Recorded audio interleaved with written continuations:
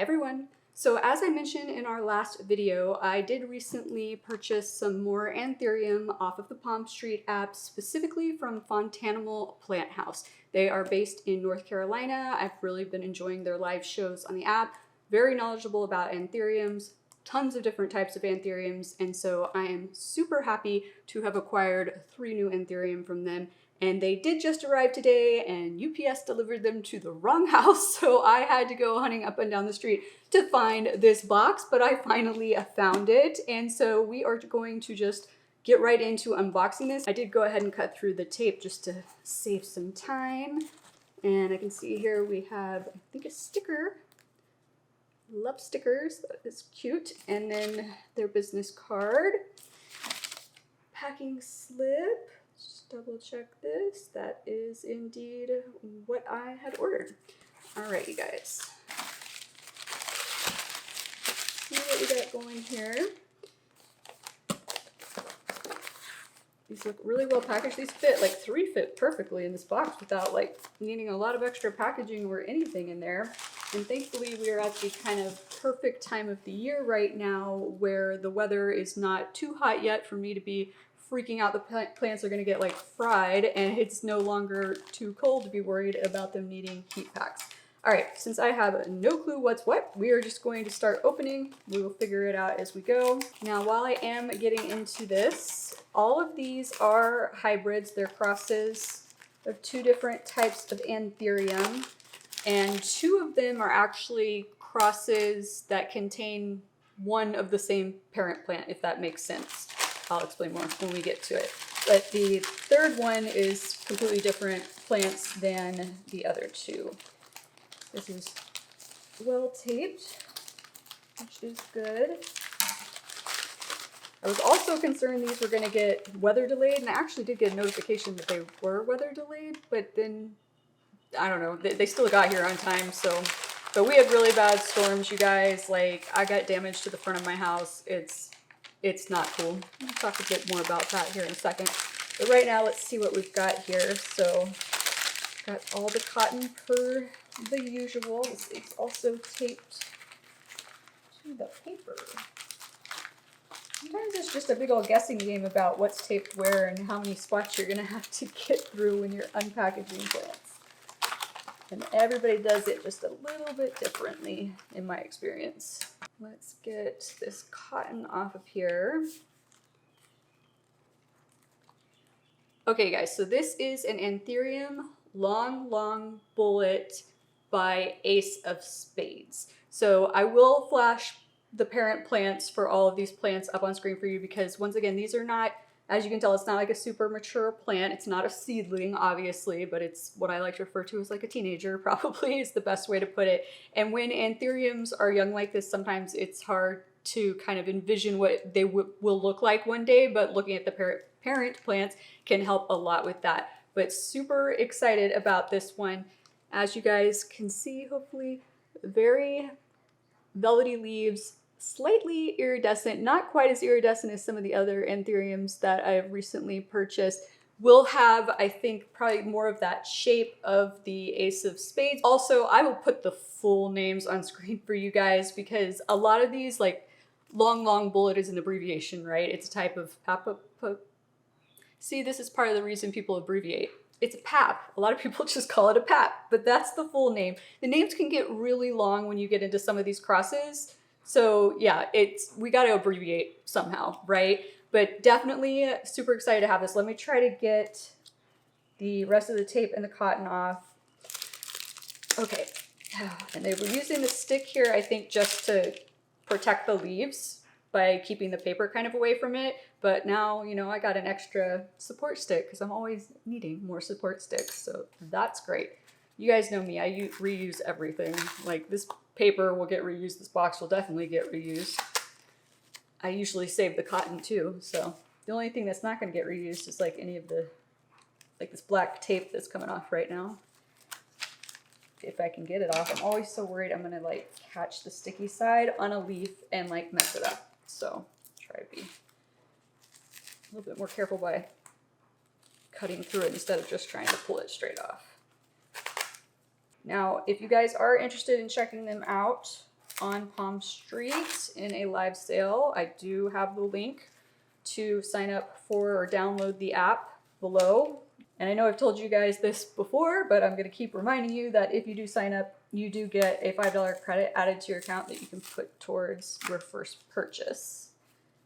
All right, almost got this off of here. They do live sales fairly frequently. I feel like more so, I feel like they did more this past week than I recall before, but maybe I'm wrong about that. You guys know I'm so busy nowadays. My like days, weeks, months all mixed together, so who knows. But when you sign up, you can just go find them, sign up for like notifications, and you should get notifications if you follow them, I think, for when they're doing live sales. Alrighty. This little plant is free, except we still have a little bit of cottony bits on there, but that's okay. Definitely still damp, so we don't need to water it. This is definitely pushing out a new leaf. Hopefully you guys, I don't know how well you're going to be able to see it. There is a new leaf starting to come out in there. I will try to give you some better closer up footage. It's just starting to barely poke out there. And this is not what is referred to as in cataphyll. This reminds me, you guys, so I'm going to be doing, I want to kind of put it together and everything. But I would like to do an upcoming video for you guys a bit more on helping people understand kind of the world of anthuriums.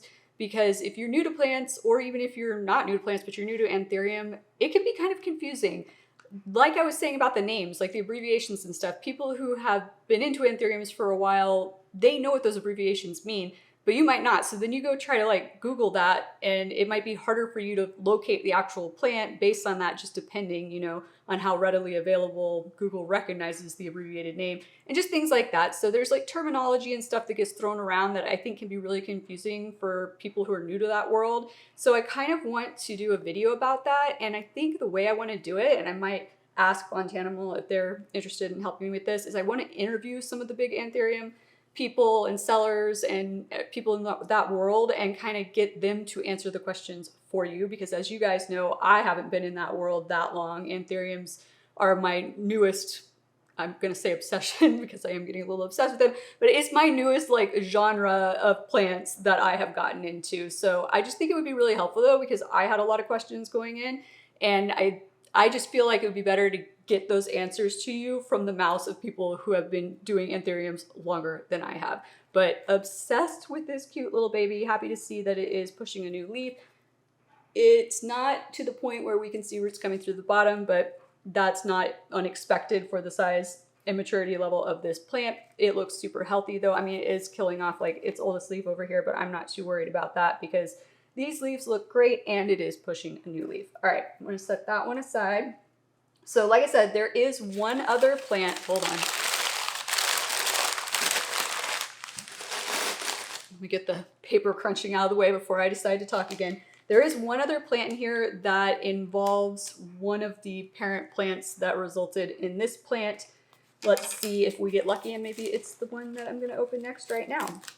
But while I'm getting into this, a little more info for you guys on that storm I was talking about. I'm sure, I mean, it made the national news, so I'm sure you guys heard that this area had really, really bad storms recently, and specifically it happened on Tuesday morning, so day after Memorial Day, and I mean, it started right before 6 a.m. I woke up because my patio umbrella that runs through the middle of my patio table out back, I left it open because I didn't know we were gonna have some crazy storm that was like a freaking hurricane come through here, but I got woken up because the 80-mile-per-hour winds ripped the umbrella out of the center of my patio table, broke the tile in the center of the patio table. The chairs got blown across the patio almost into the pool. One of my friends did have her patio furniture blown into her pool, and it just got bad quick, like really quick. I had a plant kind of roughly this size in just a circular pot, not a square pot, outside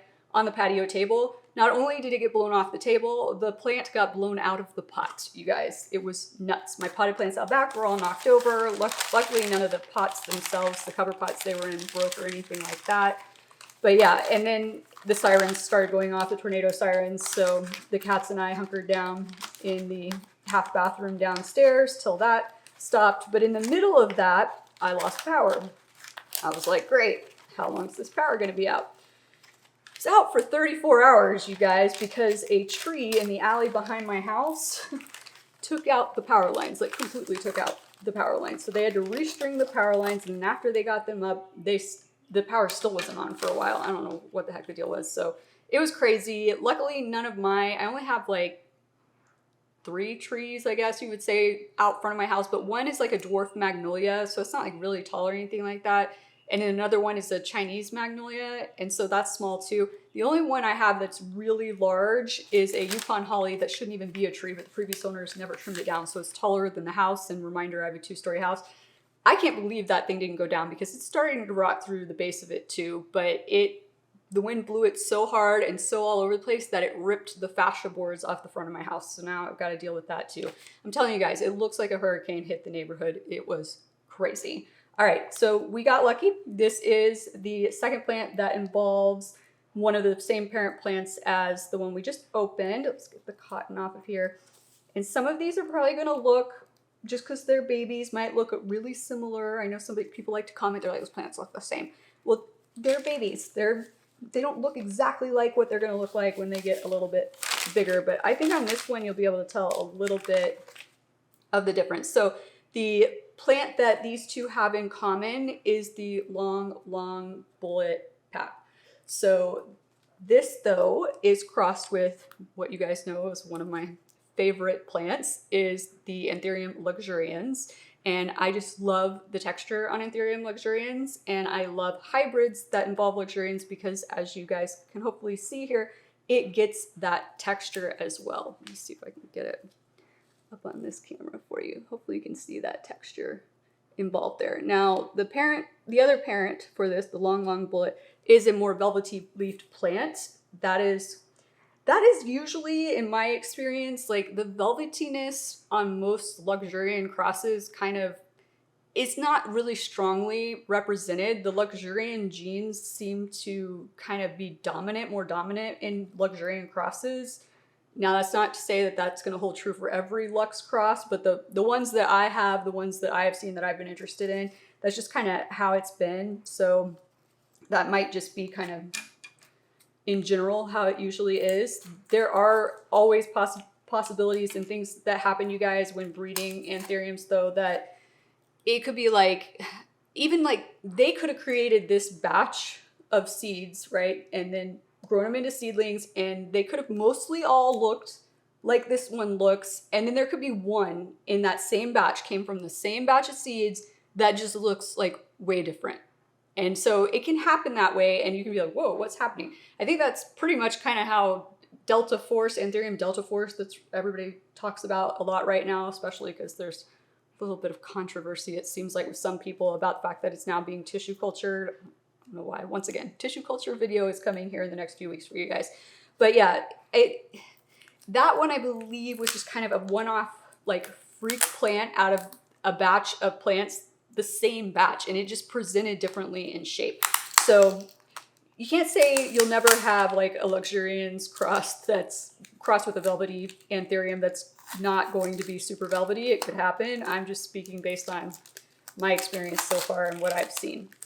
Okay, this tape off of here. And I have seen also, come on, there we go. I have seen now a lot of people showing the Platinum Anthurium Luxurians, which has like a silvery coloring to it, which is kind of interesting. It almost looks like it's like, not patined.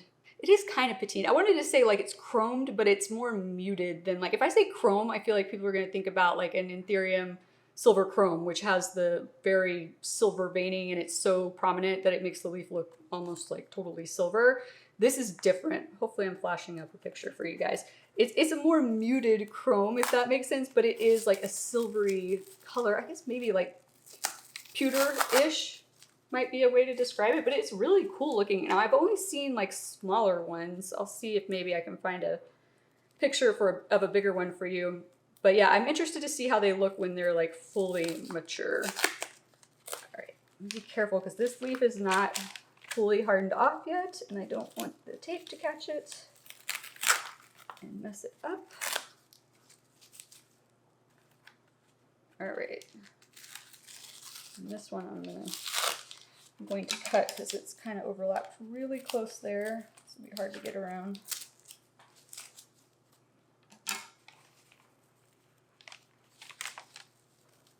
All right.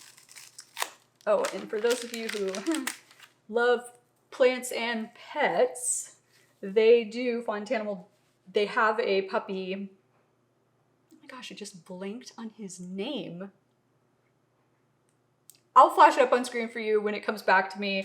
But yes, golden retriever puppy.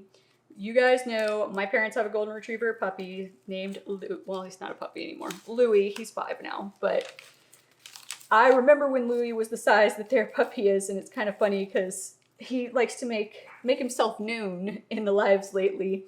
And it just reminds me of when Louie was a little puppy. I love dogs when they're puppies. Not that I don't love dogs when they're adults, but I love them even more when they're puppies, and especially if they're cute little butterballs like golden retrievers tend to be. I feel like when it comes to cats, I'm looking at Scooter, don't get mad at me for saying this, Scooter. With cats, I feel the opposite way. Like, they're cute when they're kittens, but I kind of like them more when they're adults. I don't know why, it's just how I am. All right, we got this one free here. And let's see, we do have, like, there was a little leaf down in there. Oh no, it's still attached. I thought maybe it had broken off. There's a little baby leaf down in there. Does not look like it's actively pushing anything new at the moment, but it did just push this one out, obviously, because it's not fully hardened off. Okay, super excited about this one. Super to have this. Ooh, I can't see a root pushing through on this one, just a little bit. Okay, let's get on to the next one. Let's get the crinkling of the paper out of the way. All right, this is actually, I'm kind of glad this is the last one that we're opening because this one I was the most excited about.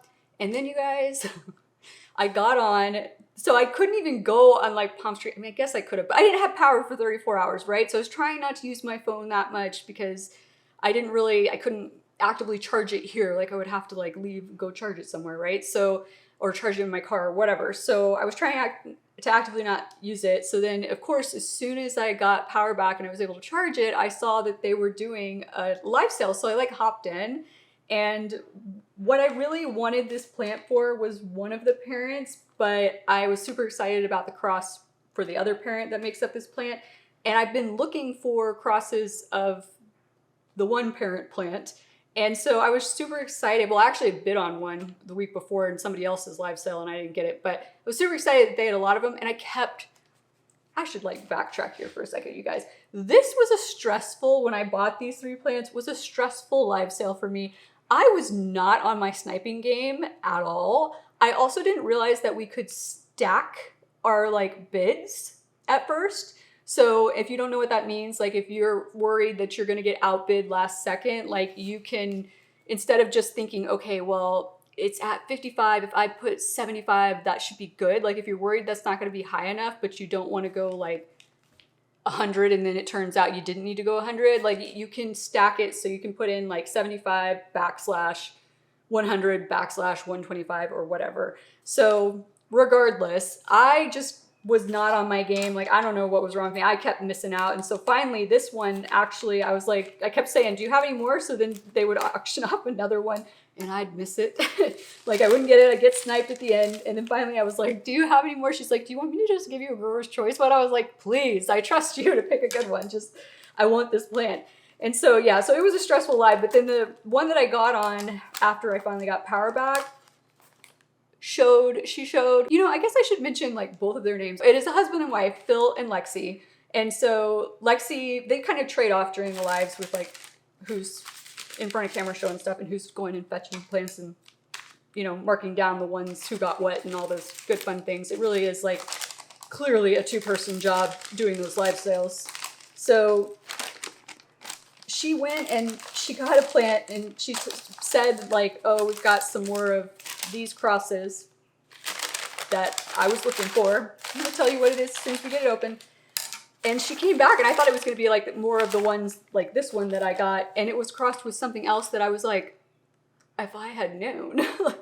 that you were going to be pulling that out today. I might have waited, or like maybe not bought one of these and waited and bought one of those. So, and then now like I really can't be like spending anything because I gotta pay to get my house fixed, which yes, I know homeowners insurance, but I still have a deductible I gotta meet you guys to get any of the damage fixed. And honestly, the damage to the fascia boards might be less than my deductible, so I might not go through my insurance, but I want that tree that's not supposed to be a tree taken down, because like I said, it is starting to rot through the base, and like I'm shocked it didn't go down. I'm risking it, and it's damaging the front of my house if the wind's too windy anyway, so I think it just needs to go bye-bye. So I'm wondering if I do an insurance claim, because it did snap some of the branches off. I'm wondering if I do an insurance claim, if they'll let me like include having the tree completely taken down as part of that. I don't know. I'll have to contact them and see. Ooh, look at this cutie. Okay. What we have here, sorry if you can hear the dryer just went off in the background.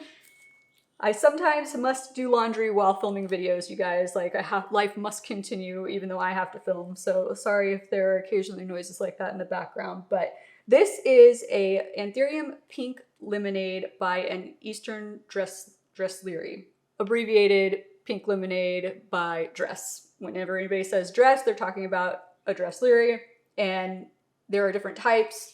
This is an Eastern one. Now, Pink Lemonade is the plant that I was actively seeking hybrids of, and I'm going to flash that up on screen for you so you can see how beautiful it is. And part of the reason it is called Pink Lemonade is because of the color of the emergent leaves. And once again, we did talk about this a little while back, that lots of times Anthuriums are named after and or coveted for kind of that coloring of the emergent leaves, because it can vary drastically from plant to plant. This tape's getting all stuck on me. And so this is called Pink Lemonade because those emergent leaves come in that very, very pink color. And I have seen it, some of the pink lemonades I've seen, once they've hardened off, don't have like a yellowish color to them, but some of them do have like some yellowish look to them. So that's why it's called that, but stunning, stunning plant. Oh, come on. And then the Eastern Dress, I will flash that up there for you as well. Also a beautiful plant, very dark, very velvety. So both velvety plants. So this is definitely going to be a velvety plant. Perfect, beautiful little leaf right here. Now, once again, this is just a juvenile, so we aren't going to see a lot of the characteristics that you see with the parent plants yet, but super cute baby. And it's kind of exciting though, you guys, like when you get to experience like how much it's going to change, right? And you don't know exactly, because like I said, a whole batch of seeds, like every one of these in the batch that they did might not look identical. And even if they're not crazy different, there could be subtle differences, but you're not even necessarily going to know them or see what they are until the plants get more mature than this. So it's kind of fun because you don't know exactly what's going to happen, exactly how it's going to turn out, and you just get to see like and document like how it changes. One of the cool things that I really like about Anthurium. Now I will say, especially if you're new to Anthurium, it can make shopping for them a little bit frustrating, because unless people do a good job, which Fontanimal, they do a good job, especially if you ask, if you're like, hey, can we see what the parent plant looks like? They'll show you what the parent plant looks like. But if people don't show what the parent plants look like and you're new to Anthuriums, like you're probably going to be sitting there like trying to Google on your computer while you're on your phone watching it, trying to find the parent plants to see what they look like so that you know what this is eventually going to look like. Because like I said, like some of these, I mean, let's put them all together. You can see these are different enough that you can kind of see the differences to an extent, but like they don't look like crazy different. And I showed you what all the parent plants look like, and they look more different to each other than these currently look to each other. So that's kind of what I'm saying. So it's kind of really hard if you don't already know what those the plants that they're crossed from look like. It's kind of hard for you to imagine it. But if you are in like Anthurium lives and you're confused, don't feel like you're gonna look stupid, sound stupid, or anything. If you ask a question like, what does that plant look like? What's it gonna look like when it gets older? I need to see the parent plants. Like nobody's gonna like judge you for that I think a lot of people sometimes are afraid to ask questions in lives because they feel like they're gonna look dumb. But if anybody like were to say anything, like God forbid, like somebody said to one of you guys in a comment on one of my videos recently, I actually blocked several people recently because they were kind of harassing this girl who, I don't even think it was on a video. I think it was in response to one of my posts on just the community tab on my channel. She thought a plant was one type of plant and it wasn't, but when she said it, I was like, you know what? That kind of does look like that plant if that plant were this in this genus, right? And so I was just kind of like, okay, I can kind of see where she would have thought that, but instead of politely correcting her, everybody was like, that's not what that plant is. Tell me you know nothing about plants without telling me you know nothing about plants or whatever. And I was just like, they were being nasty, and she was just kind of like handling it well, but I went in and was like, ignore these rude people's comments and just corrected her and said, I understand where like you could have thought that, like I never really thought about it before, but yes, it does kind of look that similar to that plant, but it's actually this. That's all that needs to happen. If you guys ask a question in any of these lives and anybody comes after you like that and is rude, I'm telling you right now, there's enough people in those live streams that are not that way that they're going to come to your defense. So don't be afraid to ask questions. You're never going to learn anything new if you don't ask questions. And people should recognize that not everybody in those live streams is new to plants, or not, I said that backwards.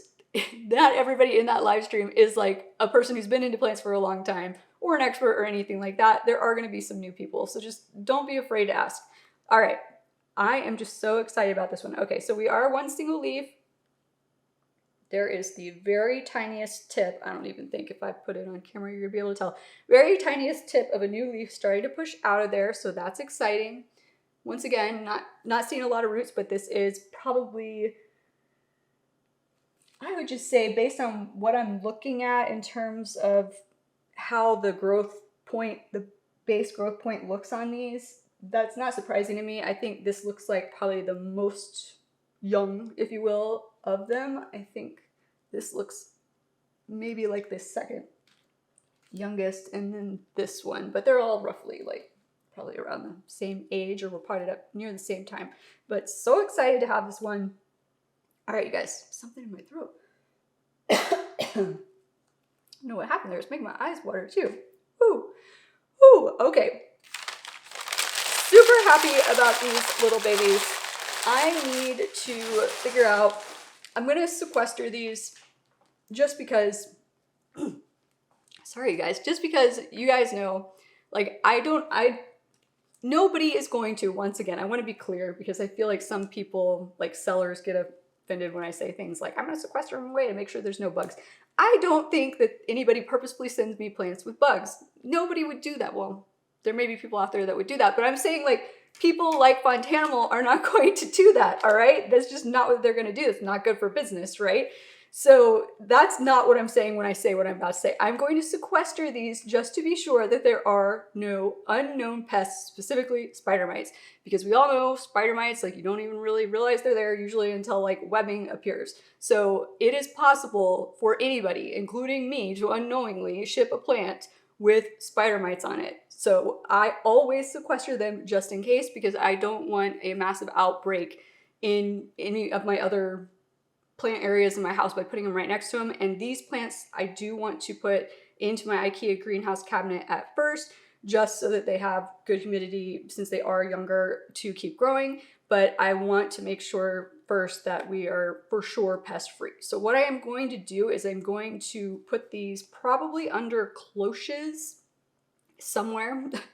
Once again, I'm running out of places to sequester plants. I might actually take my Soltech Grow bar light and hook that up somewhere, because I could put it right above these and that would work really well. And then cloche them just so they have a little bit more humidity. And then I'm just going to keep an eye on them for probably a few weeks, at least 2 weeks. And if I'm not seeing any signs of pests at that point, then we'll move them into the cabinet. But I am so excited about these little babies. Oh, I guarantee you I'm probably going to be buying more plants from them again after I take care of fixing my house. But once again, if you guys want to check them out, I'll put the name up on screen for you. I already have linked the Palm Street app below for you, so go check them out on there. And I hope you guys have enjoyed this video. If so, please be sure to click that like and subscribe button down below, and I look forward to seeing you again next time. Aloha!